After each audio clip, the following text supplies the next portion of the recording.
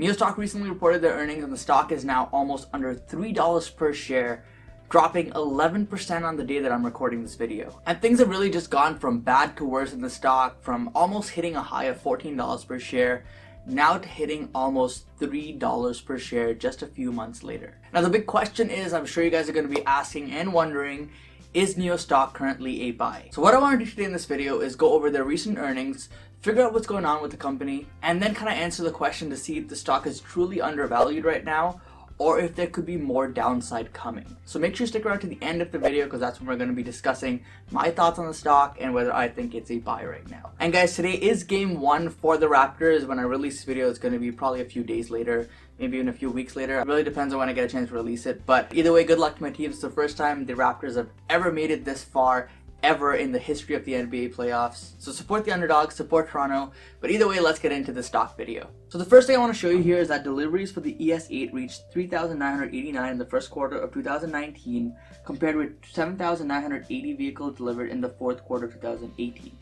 Now, like with many other manufacturers, this represented a quarter-over-quarter decline, but this does not mean that demand for NIO or electric vehicles in general have died out. We'll have to wait a few more quarters in my opinion to see if this forms a trend of declining sales. Anyways, this means that NIO delivered about 4,000 ES8s in a span of 3 months, which is not too impressive considering that competition hasn't really fully picked up yet in the space that they're in right now. Tesla, for example, who's going to be their biggest rival by far, still hasn't opened their Shanghai factory, so right now NIO still has a huge advantage and everything kind of going for them to sell as many cars as they can as soon as possible. Because let's be real here, when you're looking at technology, you're looking at things like the AI, autonomous driving, all that kind of stuff, Tesla is miles ahead. They have a better brand, they have a better product in my opinion, and they have better software as well. So when that Gigafactory 3 does open and Tesla does start selling to the masses in China at a massive discount compared to what current prices are, NIO is going to be in some big trouble in my opinion. Now in terms of revenue here, we can see that they did a decent job in the last quarter, pulling in about $250 million in just 3 months.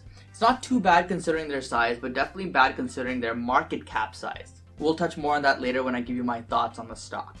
Anyways, the parts that were kind of a huge red flag to me were that their margins, which is the vehicle margin specifically, was negative 7.2%, and their gross margin was negative 13.4%. Compare this to Tesla, who has a gross margin of 20-30% on their cars, which is a night and day difference. And the scary thing here is that Tesla still continues to lose money, but they have shown a path to profitability with these margins.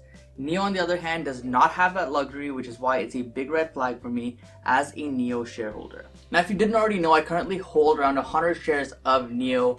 I bought it just under $6 per share. So as of right now, recording this video, I'm down close to 50% on my investment. But at the time when I created the video, I did recognize that NIO is a complete speculative stock, which is why I only dedicated a fraction of my portfolio to this stock, and I was completely fine losing 100% of that investment in NIO. But anyways, continuing on with their earnings, they reported actually a loss this quarter of just under $400 million, which is again a substantial amount. The company only brought in $250 million in revenue, but lost almost double that in the quarter, which is another key metric that is not sustainable in my opinion, even for a high growth company.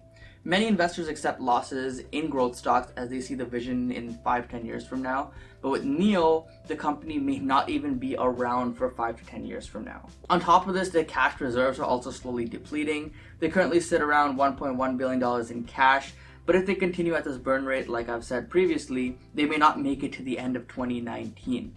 So we'll have to kind of wait and see how this plays out here with NIO. Now, although I am a shareholder in NIO stock, I am kind of using it as a hedge here against my Tesla position.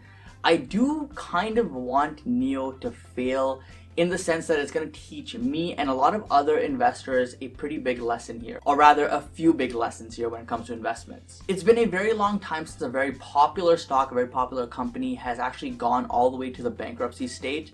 And I think that a lot of investors, including myself, have not really held a stock all the way from, close to IPO date through the waves and all the way down to bankruptcy. And like I said, I think this may be a good thing if it does happen to NIO because it's going to teach a lot of us, and myself included, some pretty valuable lessons here. The first is regarding proper risk management, and this is very important and something I preach on this channel, but it's something that I also don't follow sometimes, and I see a lot of you guys don't follow as well. And that's because we haven't really gone through a massive downturn in such a long time that it just seems that every time we go down, you buy the dip, it recovers.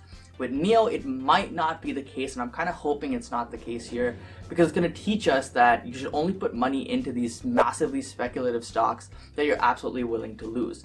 If you can't afford $1,000 in NIO and afford to lose $1,000, you shouldn't be putting it into a stock like NIO. The second is going to teach us to do better research on companies. In other words, pretty much do more due diligence before putting our money into an investment. A lot of you guys I know have just looked at NIO, seen the hype around NIO, maybe Googled a couple of their cars and thought it was pretty cool, and just threw your money into the stock in hopes that it would make you rich overnight.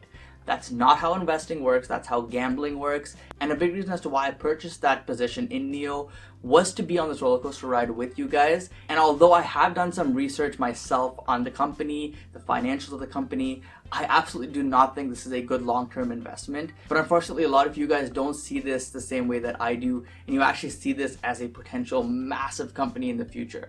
Now, although that may be true, a lot of you guys have not even looked at their financials. So if this does go bankrupt, I think it'll force a lot of you to do that for future investments. And the third thing I think we'll learn here is that not all of our investments are going to work out. There are going to be some investments that are just complete flops. NIO may be one of them. And I think that'll actually set a lot of discipline here in us. In this bull market, it's very easy to throw money in there and just watch your stocks go up and just think you're a genius in investing. But if you invest in a company that goes bankrupt, that's going to humble you, and that's going to show you that not every investment is going to work out. Now, for those of you guys that are invested in NIO stock, I really do hope that there isn't a lot of your net worth put into NIO. That's because I don't really know what the future of this company is. No one really knows the future of this company, but it is not looking good right now. For me personally, like I said, I would like to see this company go bankrupt just because I could learn these lessons, just because you guys could see these lessons and also learn from them. And hopefully that'll help us both become better investors for the future. Now, unfortunately, going back to NIO and the news around NIO, the bad news around this earnings report does not end there. Deliveries of the ES8 in April 2019 were 1,124, which was lower than expected and will most likely lead to NIO having to revise their guidance or miss on the next earnings report. They blame this decline on electric vehicle subsidiaries ending in March and the general weakness in the auto industry as well, but I think this issue is larger than that for NIO specifically. And that's because NIO is not selling to the masses here. It's a very niche market that they're actually trying to attack and trying to capture really. So if that niche market is also declining, then that's pretty much going to be very bad news for the company. So things aren't looking that great for NIO for the next quarter. This may be a preview of what's going to happen to Tesla as well. We're not really going to know until the earnings report or delivery numbers are released for May. I think Tesla may actually surprise us here with that. But either way, the earnings report for Tesla will come out before NIO's next quarter, so we will kind of get a glimpse as to how things are going with Tesla and electric vehicles in general. Now, there was a bit of exciting news that they did release in their statement here, which was surrounding their new electric sedan that'll be coming out soon, and that'll be called the ET7. So this will most likely compete with the Model S because it's going to be a high-performance premium sedan from NIO. However, the downside here is that it's expected to only be released sometime in 2020, and chances are it'll probably get delayed to 2021 because manufacturing cars is not an easy thing to do to stay on schedule with. Like I mentioned before though, the issue here is that Model 3 will also be made and sold in China by that time, so competition for NIO will be much more than it expects, and definitely much more than it is today. So the question is, which you guys clicked on this video for, I'm sure, is NIO Stock a buy right now at current prices of close to $3 per share? Well, the last time we really looked at this stock in depth and kind of evaluated it, it was around $6 per share, and I thought the valuation was just incredibly out of whack at that point. Well, now we're at $3 per share. We've almost cut that in half, but I still think the valuation is still incredibly high in this stock. They still have a market cap, according to TradingView, of close to $5 billion, which is still well above where I think this company should be based on the revenues and the vehicles that they're able to deliver. Personally, I want to see this market cap get more into $2 to $3 billion range for it to be more of a reasonable valuation for me personally. So really, short answer, do I think NIO stock is a buy in 2019? Not right now, at least not in May/June 2019. But hey, you guys know better than me that the market can be irrational here. Maybe we go to $3, maybe that's the bottom in the stock, and maybe we shoot up to $15 per share in just a few months. Things can change very quick in the stock market, but just based on the valuation, this is not a company that I want to put a single penny more into at current valuations. I'll just be holding my 100 shares, sitting on the sidelines, enjoying the minus 50% on this position there, and just watching this roller coaster ride on this stock. Either way, guys, thank you so much for watching. Hope you enjoyed this video. Don't forget to invest positively, and don't forget to drop a huge like and hit that subscribe button down below if you're brand new here and want to see more videos like this. Thanks for watching. Don't forget to support the Raptors, and I'll see you in the next one. Peace.